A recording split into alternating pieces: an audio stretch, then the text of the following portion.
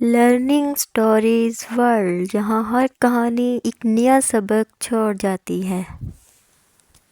گاؤں کے آخری سرے پر ایک مٹی کا سا راستہ تھا، جہاں شام ڈھلتے ہی تیل کی ہلکی سی خوشبو ہوا میں گھل جایا کرتی تھی۔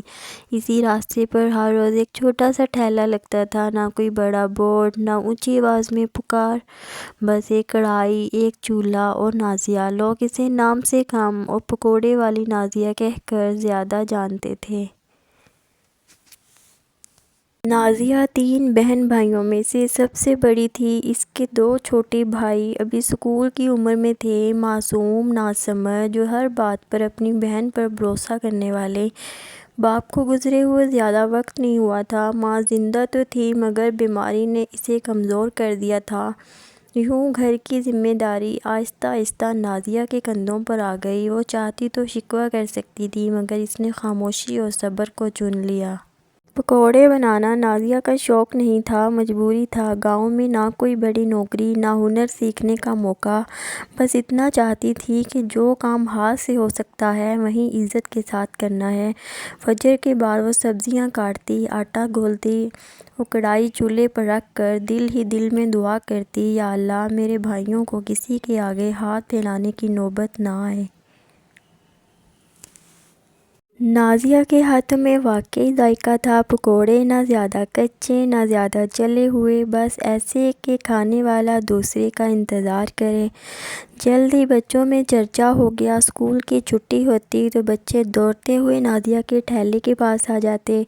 بزرگ کہتے، بیٹی آج کے پکوڑے کل جیسے ہی ہیں نا؟ اور نازیہ مسکرا کر کہتی، انشاءاللہ ذائقہ کبھی کم نہیں ہوگا۔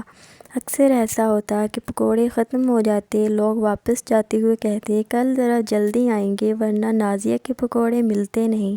ایک دن نازیہ نے سوچا، لوگ واپس جا رہے ہیں، کیوں نہ مقدار بڑھا دی جائے، شاید کچھ اور کمائی ہو جائے۔ بس وہی دن کہانی کا موڑ بن گیا۔ اب وہ اور جلدی اٹھنے لگی، نیند پوری نہ ہوتی، تھکن رہنے لگی۔ زیادہ بنانے کے چکر میں وہ توجہ کھو بیٹھی۔ کبھی پکوڑے جل جاتے، کبھی نمک زیادہ ہو جاتا، کبھی بیسن ٹھیک نہ گھلتا۔ لوگ کھاتے اور آہستہ سے کہتے، آج ذائقہ کچھ بدلا بدلا سا ہے۔ رفتہ رفتہ رش کم ہونے لگا۔ ایک شام نازیہ نے دیکھا کہ اس کے سامنے کڑھائی تو بھری پڑی ہے مگر لوگ کم ہیں۔ اس نے چمچ روکا، کڑھائی کو دیکھا اور دل میں ایک بات چبھی، میں زیادہ کے چکر میں اپنی پہچان ہی بھول گئی ہوں۔ اسی رات اس نے جائے نماز بچھائی تو آنکھوں سے خاموش آنسو بہہ نکلے۔ کہا، یا اللہ تھوڑا دے دے مگر اس میں برکت دے دے۔ اگلے دن نازیہ نے مقدار کم کر دی، نیند پوری کی، دل لگا کر کام کیا۔ پکوڑے پھر ویسے ہی بنے جیسے کبھی ہوا کرتے تھے۔ ایک بزرگ نے کھا کر کہا، بیٹی آج پھر وہی پرانا ذائقہ آ گیا ہے۔ نازیہ مسکرا دی، یہ مسکراہٹ کسی بڑی کمائی سے زیادہ قیمتی تھی۔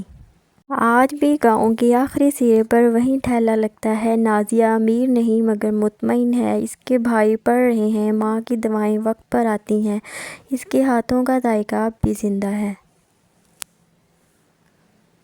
یہ کہانی ہمیں یاد دلاتی ہے کہ زیادہ کی دوڑ اکثر اصل چیز بھی چھین لیتی ہے، اور جو کام سچائی، صبر اور اللہ پر یقین کے ساتھ ہو وہ تھوڑا ہو کر بھی برکت والا ہوتا ہے۔